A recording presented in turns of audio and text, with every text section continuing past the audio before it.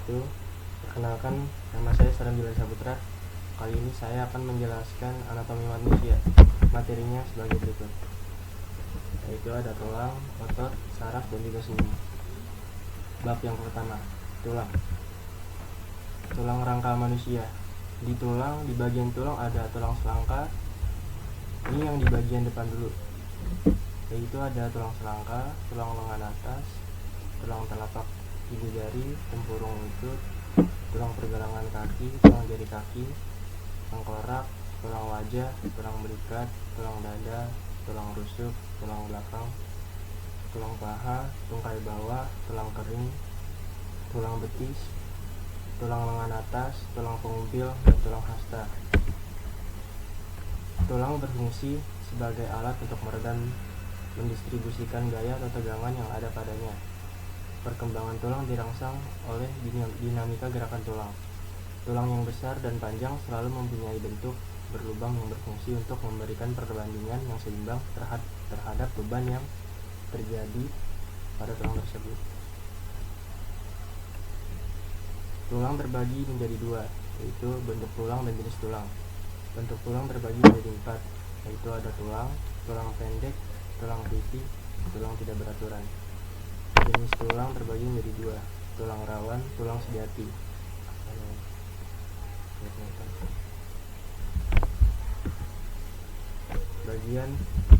Bagian tulang manusia.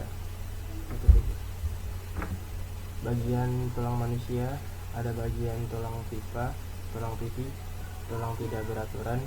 Di bagian tulang pipa ada tulang rawan, sumsum merah, tulang spons, cakram epifisiis, sumsum kuning, tulang kompak, saraf, pembuluh darah, periosteum, epifisiis, metafisis, dan diafisis.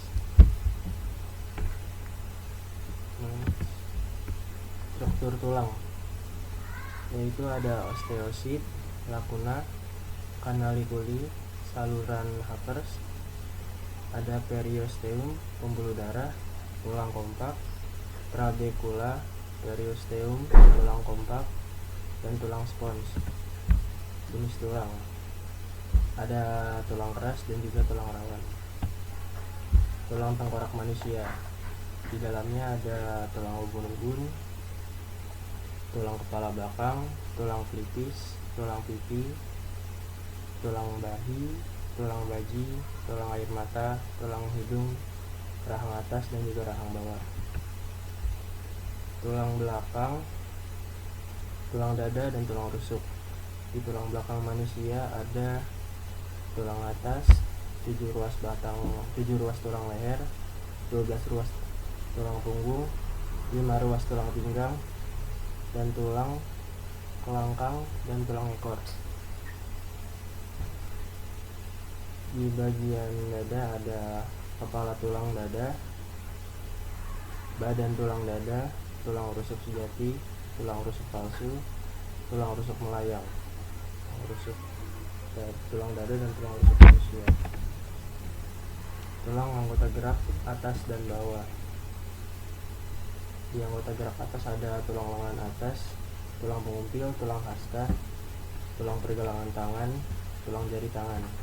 Di bagian anggota gerak bawah ada tulang paha, tulang tempurung lutut, tulang betis, tulang kering, tulang pergelangan kaki, tulang telapak kaki, dan tulang jari kaki. Berikut gangguan pada sistem gerak manusia. Terbagi menjadi 2, yaitu ada gangguan pada sistem rangka.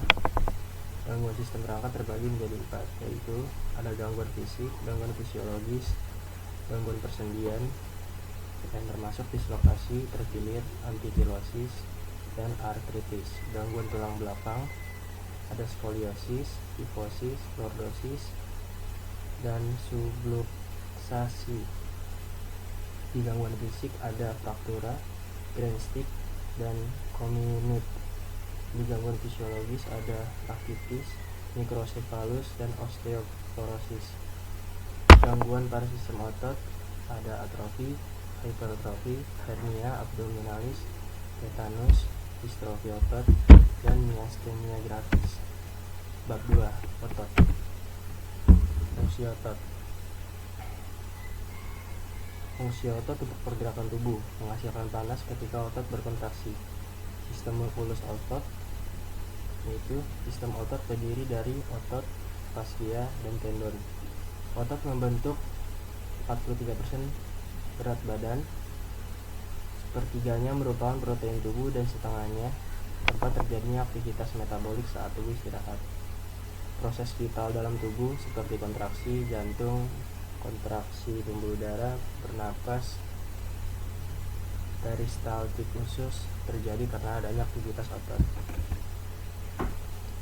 Mekanisme gerakan otot. Otot yang dapat menggerakkan rangka adalah otot yang melekat pada rangka. Garis-garis gelap dan terang pada otot rangka adalah myofibril, yang merupakan sumber kekuatan otot dalam melakukan gerakan kontraksi, karena massa utamanya adalah serabi. Ada 3 tipe jaringan otot, yaitu ada otot jantung, otot lirik atau rangka, dan juga otot polos. Jenis-jenis otot yaitu ada otot lirik atau rangka. Di gambar tersebut terdapat muscle bundle atau wrapped by epimysium, ada tendon, bone, blood vessel, epimysium, perimysium, endomysium, muscle fiber, dan fascicle. Komposisi otot rangka. Otot rangka terbagi menjadi 2, yaitu ada sel 85% dan ekstrasel 15%. Sel 85% terbagi menjadi 2, yaitu air 75% dan solut 25%. Solut 25% terbagi menjadi 2, ada protein 80% dan lain-lain 20%. Protein 80% terbagi menjadi 2, ada fibrilar 65% dan sarkoplasmik 35%. Fibrilar terbagi menjadi 5, ada miosin 55%, aktin 20%, tropomiosin 7%, troponin 3%, dan lain-lain 15%. Komposisi rangka otot. Otot merah dan putih. Otot banyak mengandung pigmen pernapasan, yaitu myoglobin, yang berfungsi membawa oksigen dari kapiler darah atau ekstrasel ke mitokondria atau intrasel. Kapasitas metabolisme oksidatif yang lebih tinggi dengan aktivitas siklus Krebs dan enzim transport elektron yang kuat. Yang kedua ada ekstraktif, yaitu zat non-protein yang larut dalam air, meliputi kreatinin, kreatinofosfat, ADP, asam amino, asam laktat, dan lain-lain. Zat yang memiliki struktur grup fosfat merupakan zat yang kaya akan energi. Yang ketiga ada protein, komponen enzim otot yang mengkatalisis berbagai tahapan pada proses glikosis merupakan protein sarkoplasmik. Protein lain yang membentuk struktur otot lain ialah miosin, aktin, troponin, dan tropomiosin. 2. Otot polos. Otot polos disebut juga otot tak sadar atau otot alat dalam atau otot seviral. Otot polos tersusun dari sel-sel yang terbentuk hamparan halus. Otot polos terdapat pada alat-alat dalam tubuh, misalnya pada 1.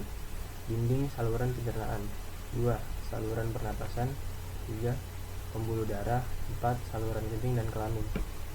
Otot memiliki satu inti yang berada di tengah, dipersarafi oleh saraf otonom atau involuntar. Serat otot polos atau tidak berserat terdapat di organ dalam tubuh atau visceral. Sumber Ca2+ dari CRS, sumber energi terutama dari metabolisme aerobik. Awal kontraksi lambat, kadang mengalami tetani tahap terhadap kelelapan. 3. Otot jantung. Otot jantung mempunyai struktur yang sama dengan otot lurik, hanya saja serabutnya bercabang dan saling beranyaman serta dipersarafi oleh saraf otonom. Letak inti sel di tengah. Dengan demikian, otot jantung disebut juga otot lurik yang bekerja tidak menurut kehendak. Bab 3. Persendian manusia. Definisi sendi. Sendi merupakan hubungan antar tulang sehingga tulang dapat digerakkan. Hubungan dua tulang disebut persendian atau artikulasi. Struktur sendi. Sendi terbagi menjadi 2. Ada komponen penunjang sendi dan tipe Tipe persendian. Komponen penunjang sendi terbagi menjadi 4. Ada ligamen, kapsul sendi, cairan sinovial, dan tulang rawan hialin. Tipe persendian terbagi menjadi 2. Ada diartrosis dan sinartrosis. Sinartrosis terbagi menjadi 2. Ada sinkondrosis dan sinfibrosis. Diartrosis terbagi menjadi 4. Ada sendi peluru, sendi putar, diartrosis terbagi menjadi 5. Ada sendi peluru, sendi putar, sendi pelana, sendi engsel, dan sendi luncur. Bagian persendian. Di gambar tersebut terdapat periosteum, ada tulang yang membentuk persendian, ada membran sinovial, ada ligamen, ada saluran Havers, dan tulang rawan hialin. Komponen penunjang. Beberapa komponen penunjang sendi. Yang pertama, kapsula sendi adalah lapisan berserabut yang melapisi sendi. Di bagian dalamnya terdapat rongga. Yang kedua, ligamen atau ligamentum adalah jaringan berbentuk serabut pita yang tersusun dari serabut liar yang mengikat tulang satu dengan tulang lain pada sendi. Yang ketiga, tulang rawan hialin atau cartilago hialin adalah jaringan tulang rawan yang menutupi kedua ujung tulang, berguna untuk menjaga benturan. Yang keempat, ada cairan sinovial, adalah cairan pelumas pada kapsula sendi. Jenis-jenis sendi ada 3, yaitu sendi mati atau sinartrosis. Yang kedua, sendi kaku atau amfiartrosis. Yang ketiga, ada sendi gerak atau diartrosis. Sendi mati atau sinartrosis. Sinartrosis adalah persendian yang tidak memperbolehkan pergerakan. Dapat dibedakan menjadi 2, yaitu yang pertama ada sinartrosis fibrosis, yang tulangnya dihubungkan jaringan ikat fibrosa, contoh persendian tulang tengkorak.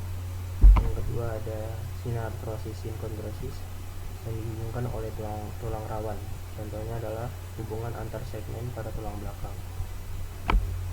Sendi kaku. Di gambar tersebut terdapat vertebral body, intervertebral foramen, annulus fibrosus, nucleus pulposus, lateral view, dan superior view. Definisi sendi kaku. Persendian yang dihubungkan oleh jaringan tulang rawan sehingga memungkinkan terjadinya sedikit gerakan. Syndesmosis adalah tulang yang dihubungkan oleh jaringan ikat serabut dan ligamen, contohnya adalah persendian antara fibula dan tibia. Simfisis adalah tulang yang dihubungkan oleh jaringan tulang rawan yang berbentuk seperti cakram, contohnya hubungan antara ruas tulang belakang. Yang ketiga ada sendi gerak atau diartrosis. Diartrosis adalah persendian yang memungkinkan terjadinya gerakan. Dapat dikelompokkan menjadi 1. Sendi peluru, 2. Sendi pelana, 3. Sendi putar, 4. Sendi luncur, dan 5. Sendi engsel. Yang pertama, sendi peluru. Sendi peluru yaitu sendi yang memungkinkan terjadinya gerak ke segala arah. Pada sendi ini, salah satu ujung tulang berbentuk lekukan seperti mangkok, sedangkan ujung tulang yang lain berbentuk banggol yang masuk ke dalam lekukan ujung tulang pasangannya. Kedua ujung tulang itu dibungkus oleh jaringan ikat atau ligamen. Contohnya adalah hubungan tulang lengan dengan tulang bahu. Di gambar tersebut terdapat sendi, tulang paha, dan tulang gelang panggul. Yang kedua ada sendi engsel. Sendi engsel yaitu sendi yang memungkinkan terjadinya gerak satu arah. Contohnya adalah siku dan lutut. Di gambar tersebut terdapat tulang lengan atas, sendi engsel, tulang pengumpil, dan juga tulang hasta. Sendi putar. Sendi putar adalah sendi yang memungkinkan salah satu tulang berputar terhadap tulang lain.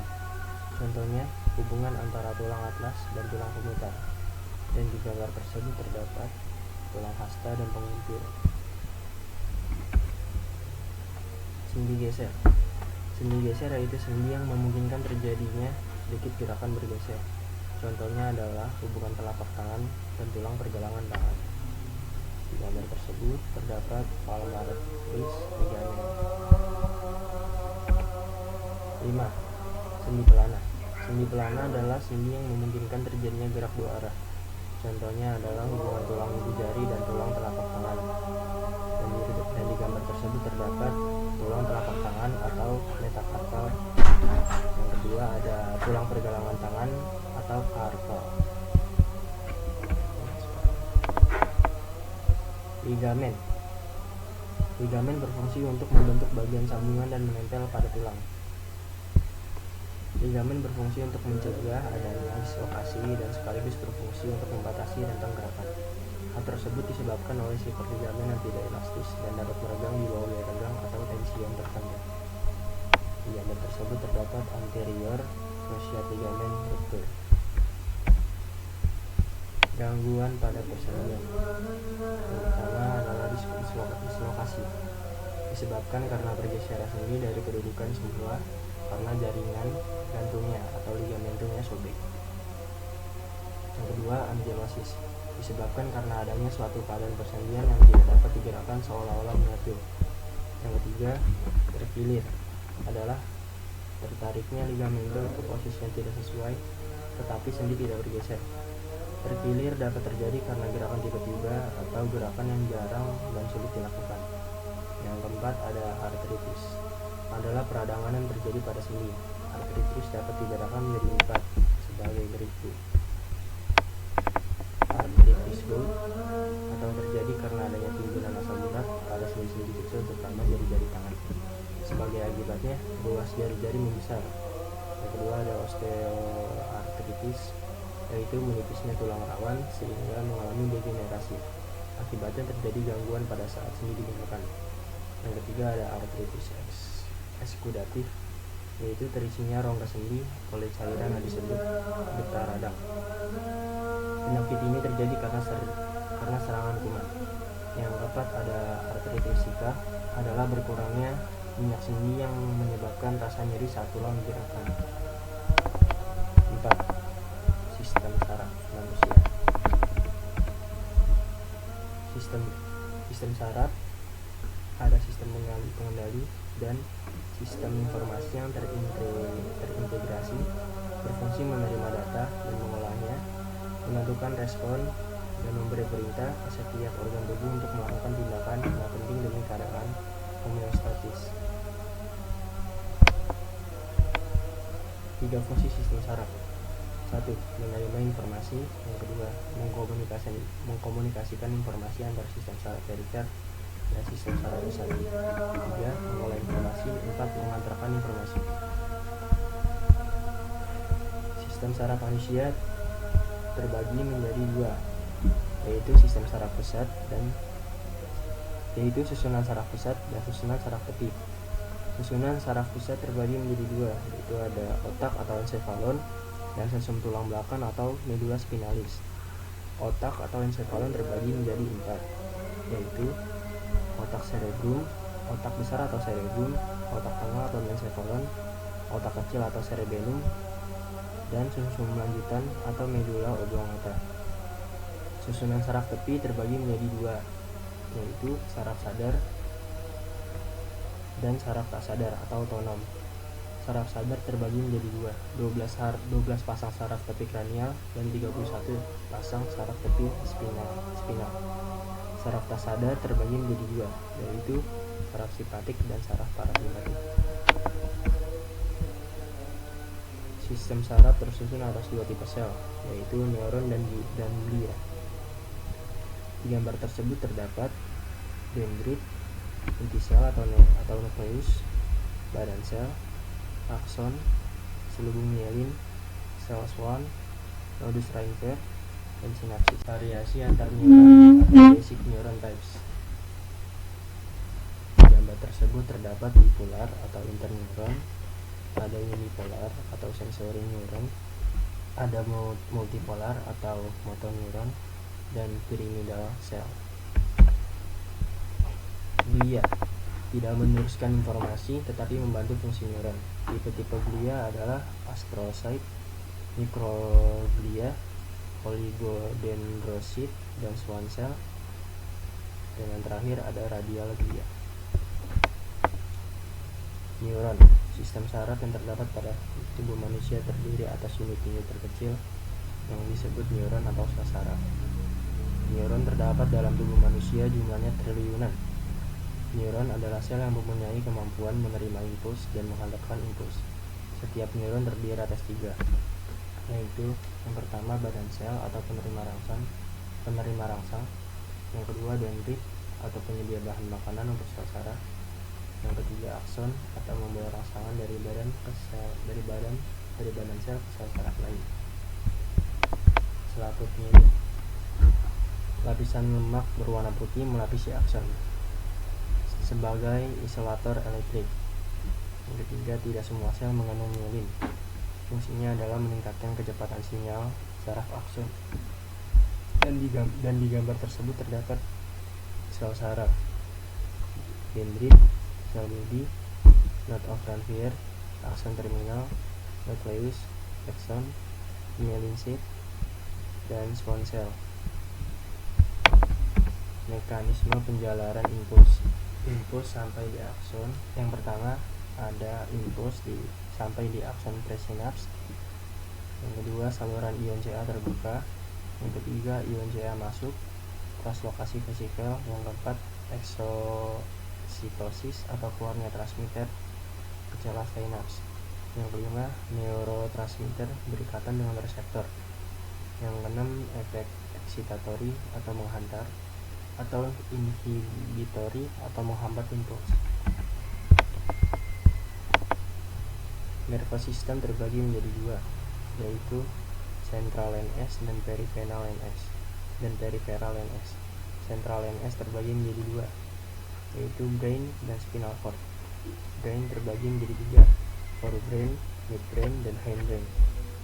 Forebrain terbagi menjadi 4, ada cerebrum, thalamus, dan hypothalamus, dan juga limbic system. Midbrain terdapat reticular formation atau extend to midbrain, dan hindbrain terbagi menjadi 3, ada cerebellum, pons, dan medulla. Sedangkan peripheral NS terbagi menjadi 2, ada somatic NS, autonomic nervous system, dan somatic nervous system terbagi menjadi 2, ada afferent nervous dan juga efferent nervous. Autonomic nervous system terbagi menjadi 2, ada simpatetik dan parasimpatetik. Saraf pusat atau central nervous, yaitu otak dan sumsum tulang belakang, tempat pemrograman informasi atau proses informasi. Saraf tepi atau peripheral nervous, yaitu saraf sensorik, motorik, somatik, dan otonom berupa alat indera dan mendeteksi serta mengirimkan impuls elektrokimia yang digunakan pada sistem saraf. Di otak terdapat frontalum, central sulcus, parietal lobe, occipital lobe, cerebellum, spinal cord, medulla, pons, temporal lobe, dan Sylvian fissure.